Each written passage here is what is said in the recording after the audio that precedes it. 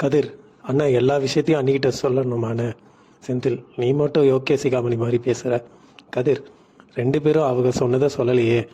செந்தில், அக்காவும் தங்கச்சியும் கூட்டு போட்டிருக்காங்க. கதிர், ஒரே அட்வைஸிங்க. செந்தில், அண்ணி ரொம்ப சந்தோஷப்பட்டா.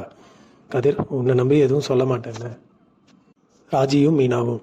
ராஜி, அக்கா அந்த டியூஷன் வேக்கன்சி இன்னும் இருக்கா? நான் அக்செப்ட் பண்ணலான்னு இருக்கேன். மீனா, ஏன் நம்ம பட்டதெல்லாம் போதாதா? அந்த வேக்கன்சிலாம் இருக்குது. வீட்டுக்கு தெரியாமல் எப்படி பண்ணுவ? ராஜி, எனக்காக கதிர் கஷ்டப்படும் போது என்னால் பார்த்துட்டு சும்மா இருக்க முடியாது. மீனா, இந்த விஷயமும் மாமாவுக்கு தெரிஞ்சா? ராஜி, நான் உங்களை சொல்ல மாட்டேன். நான் அவன் பக்கம்தான் நிற்பேன். மீனா, சரி நான் பேசுகிறேன்.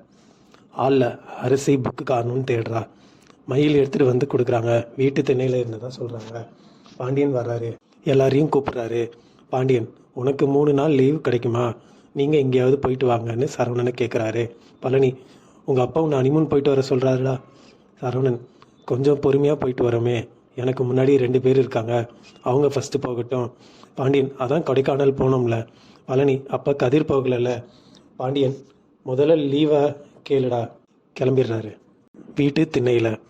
செந்தில், அண்ணன் சந்தோஷமா அண்ணன்? கதிர், உன் முகத்தில் சந்தோஷமே தெரியலையா அண்ணன்?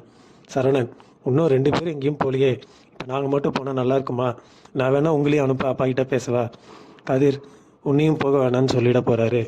இதோட எபிசோடு இங்கே முடியுதுங்க. நாளை மயில் எங்கே இடத்துக்கு போகிறதா யோசிச்சிருக்கீங்களா? சரவணன், நான் தம்பிங்களை ஃபஸ்ட்டு அனுப்பலான்னு யோசிச்சுட்ருக்கேன். மயில், இப்போ நம்ம போகிறோமா இல்லையா?